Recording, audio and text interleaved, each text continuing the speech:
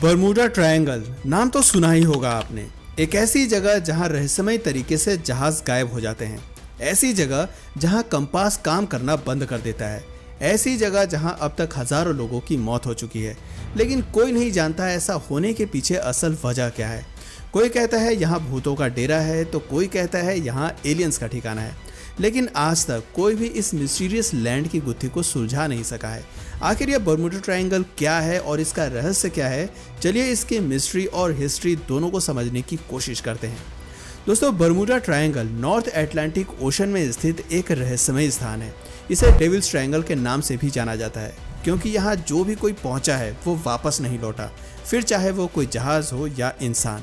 कहते हैं यहाँ सब कुछ इतने रहस्यमय तरीके से गायब होता है कि किसी को कुछ पता नहीं चलता। जिसने भी इस ट्रायंगल के करीब जाने की कोशिश की वो हमेशा के लिए रहस्य बन गया। बड़े हैरत की बात है कि यहाँ पिछले 100 सालों में रहस्यमय तरीके से करीब 75 हवाई जहाज और 100 से ज़्यादा छोटे बड़े जहाज गायब हो चुके हैं और 1000 से ज़्यादा लोगों की मौत हो चुकी है। दरअसल ये एक वाटरी ट्रायंगल है जो फ्लोरिडा, बरमूडा और प्यूर्टो रिका के 3 छोर से मिलकर बनता है। हालांकि ये कितना बड़ा ट्रायंगल है ये पता लगाना मुश्किल है, लेकिन अनुमान के मुताबिक बरमूडा ट्रायंगल का कुल क्षेत्रफल लगभग 5 लाख स्क्वायर किलोमीटर है। इसे आप कुछ यूं समझ सकते हैं जैसे भारत के राजस्थान, महाराष्ट्र और मध्य प्रदेश के क्षेत्रफल को अगर मिला दिया जाए तो जितना एरिया बनता है इतना बड़ा ये खौफनाक ट्रायंगल है, या फिर यूं कहें कि इससे भी कहीं ज़्यादा बड़ा है। ज़्यादातर दुर्घटनाएं त्रिकोण के दक्षिणी सीमा के पास होती हैं, जो बहामास और फ्लोरिडा के पास स्थित है।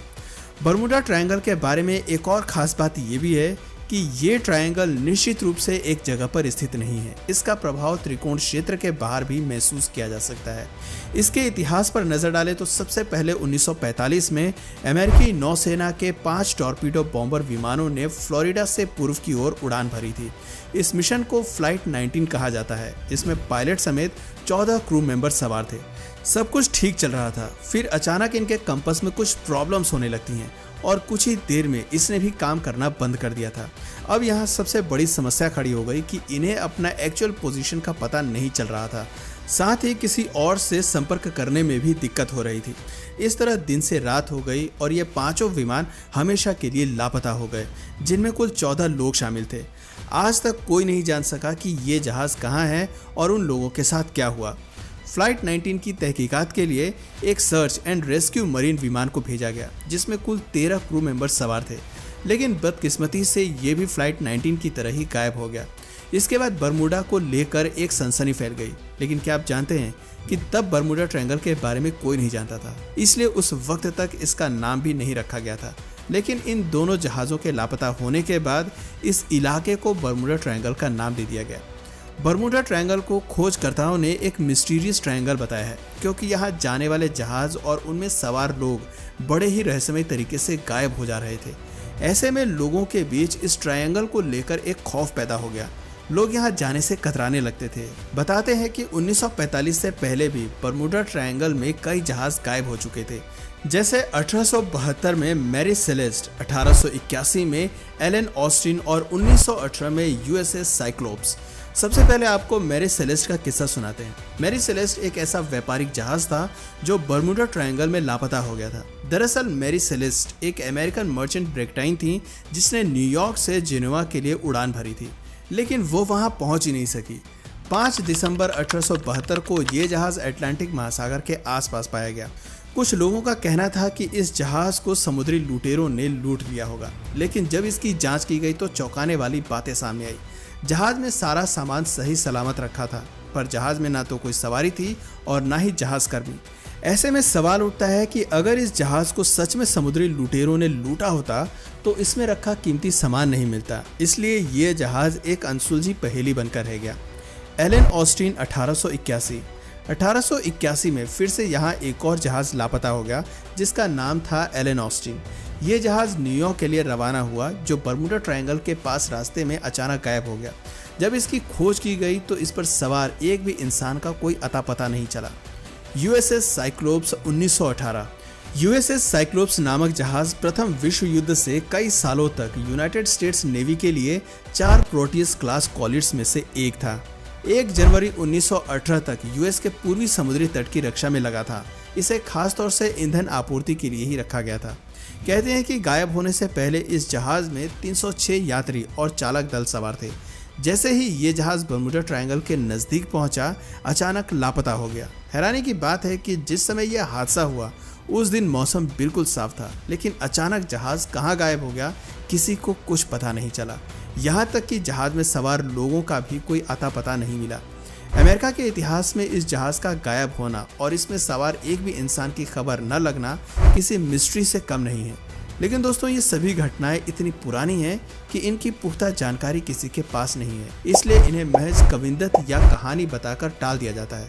खैर, चलिए आगे बढ़ते हैं। आपको बता दें कि बर्मुडा ट्रायंगल वाले इलाके को और भी कई नाम दिए गए हैं, जैसे ग्रेवयार्ड ऑफ द अटलांटिक यानी कि अटलांटिक का कब्रिस्तान, सी ऑफ डूम यानी कि कयामत का सागर और सेरगेसो ग्रेवयार्ड आदि। इस तरह के नामों का इस्तेमाल 18वीं और 19वीं सदी में किया गया था, मगर बर्मुडा ट्रायंगल नाम पहली बार 1964 में यूज किया गया। इसके पीछे भी एक दिलचस्प स्टोरी है। दरअसल एर्गोसी नाम की एक मैगजीन थी और उसमें विंचेट एच गैडीज नाम के एक व्यक्ति ने लेख लिखा था। और पता है उस आर्टिकल का नाम क्या था? The deadly Bermuda triangle. बताते हैं कि इस लेखक ने बर्मुडा ट्रायंगल नाम का इस्तेमाल करते हुए यहाँ पिछले वर्षों में होने वाली कई गतिविधियों का उल्लेख किया था, लेकिन इनमें इस बात का जिक्र नहीं था कि ऐसा किस वजह से होता है। विमानों और लोगों के गायब होने के पीछे का कारण क्या है? बहरहाल लेखक ने इस स्थान को रहस्यमयी बताया और कहा कि यहाँ कुछ तो अलग है, जिसकी वजह से बर्मुडा में हर चीज़ गायब हो जाती है। कहते हैं कि इस आर्टिकल की वजह से बर्मुडा उस वक्त काफ़ी पॉपुलर हो गया, यहाँ तक कि इस पर कई किताबें भी लिखी गई और फिल्मों का निर्माण भी किया गया। चलिए आपको बताते हैं कि बर्मुडा ट्रायंगल को लेकर अब तक क्या क्या दावे किए जा चुके हैं। ऐसा माना जाता है कि बर्मुडा ट्रायंगल के बारे में सबसे पहले सूचना देने वाले क्रिस्टोफर कोलंबस ही थे। कोलंबस ही वो पहले शख्स थे जिनका सामना बर्मुडा ट्रायंगल से हुआ था। उन्होंने अपने लेख में इस त्रिकोण में होने वाली गतिविधियों का जिक्र करते हुए लिखा है कि जैसे ही वो बर्मुडा त्रिकोण के पास पहुंचे, उनके कंपास ने काम करना बंद कर दिया। इसके बाद क्रिस्टोफर कोलंबस को आसमान में एक रहस्यमयी आग का गोला दिखाई दिया जो सीधा समुद्र में जा गिरा। कुछ लोगों ने दावा किया है कि यहाँ एक भंवर बनता है, जबकि कुछ कहते हैं कि ये सब एलियंस की करामात है, ये रास्ता एलियंस बेस तक जाता है। तो वहीं कुछ का मानना है कि यहाँ समुद्र के नीचे एक बड़ा सा सी मॉन्स्टर रहता है। यहाँ अदृश्य शक्तियाँ विद्यमान हैं, जिसकी वजह से यहाँ अजीब तरह की घटनाएं घटती हैं। वहीं दूसरी ओर वैज्ञानिकों का मानना है कि इस क्षेत्र में भौतिकी के कुछ नियम बदल जाते हैं, जिस कारण ऐसी दुर्घटनाएं होती हैं। लेकिन हैरानी की बात यह है कि तमाम तरह के शोध और जांच पड़ताल के बाद भी इस नतीजे पर नहीं पहुंचा जा सका है कि आखिर गायब हुए जहाज का पता क्यों नहीं लग पाया। उन्हें आसमान निगल गया या समुद्र। दुर्घटना की स्थिति में भी मलबा तो मिलता ही है, लेकिन यहाँ गायब हुए जहाज़ों और विमानों का मलबा तक नहीं मिला। It's very strange. हालांकि वैज्ञानिकों ने हार नहीं मानी और उन्होंने बर्मुडा ट्रायंगल पर अपनी रिसर्च जारी रखी। ताज़ा रिसर्च के मुताबिक एरेक्टिक वेदर पैटर्न्स और एनवायरमेंटल फैक्टर्स की वजह से भी बर्मुडा में इस तरह की गतिविधियां हो सकती हैं।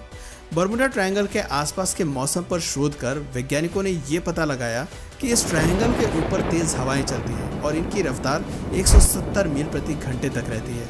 जब कोई जहाज इस हवा की चपेट में आता है तो अपना संतुलन खो बैठता है, जिसके कारण उनका एक्सीडेंट हो जाता है और विमान लापता हो जाते हैं।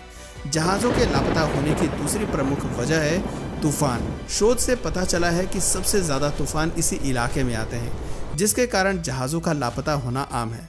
वैज्ञानिकों का ये भी कहना है कि बर्मुडा ट्रायंगल में जारी चीज़ों को अपनी तरफ खींचने की ताकत बादलों की हेक्सागोनल शेप की वजह से आती है।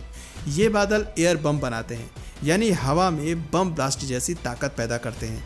इस तरह बादल और तेज़ हवाएं मिलकर जब जहाज़ से टकराती हैं तो उन्हें खींचकर समुद्र के तल में ले जाती हैं।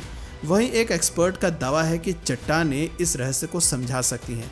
चैनल 5 की documentary secret of the Bermuda triangle में एक मिनरल एक्सपर्ट निक हचिंग्स ने बताया है कि बर्मुडा मूल रूप से एक समुद्री पर्वत है।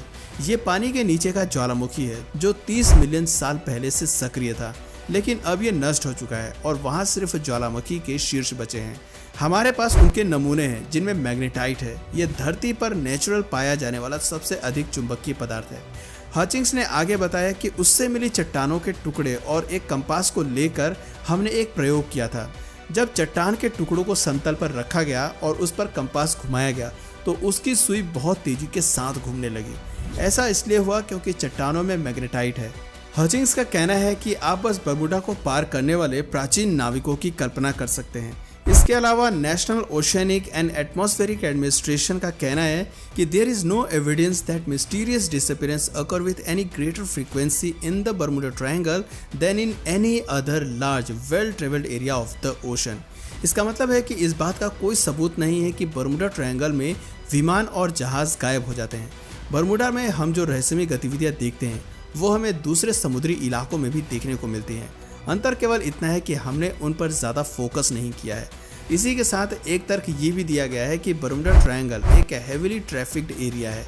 यहाँ जहाज़ों और हवाई जहाज़ों का बहुत ज़्यादा आवागमन होता है, इसलिए यहाँ घटनाएं होने की संभावनाएं बढ़ जाती हैं। इस तरह कुल मिलाकर बरमूडा ट्रायंगल मिस्ट्री की रियलिटी ये है कि इन तमाम मिस्ट्रीज़ का बरमूडा से कोई लेना देना नहीं है। बरमूडा का सिंपल सा फैक्ट है कि यहाँ तेज़ हवाएं चलती हैं, तेज़ तूफान आते हैं और ट्रैफिक का हैवी लोड होने की वजह से यहाँ इस तरह की घटनाएं घटना आम है। उम्मीद करते हैं आपको ये जानकारी पसंद आई होगी। दोस्तों, आप बरमूडा ट्रायंगल को एक मिस्टीरियस या एक नॉर्मल जगह मानते हैं? नीचे कमेंट सेक्शन में ज़रूर बताइए। और अगर इस वीडियो से आपको कुछ नया जानने या सीखने को मिला या फिर इंटरेस्टिंग लगा तो प्लीज़ इस वीडियो को एक लाइक करके अपने फ्रेंड्स और फैमिली में से ज़रूर शेयर करें। और यदि आप इस चैनल पर नए हैं तो प्लीज़ इस चैनल को सब्सक्राइब करके बेल नोटिफिकेशन आइकन को ऑन कर लीजिए ताकि हमारे आने वाले वीडियोज़ आप मिस न करें। मिलते हैं फिर किसी वीडियो में नए टॉपिक के साथ, तब तक के लिए नमस्कार।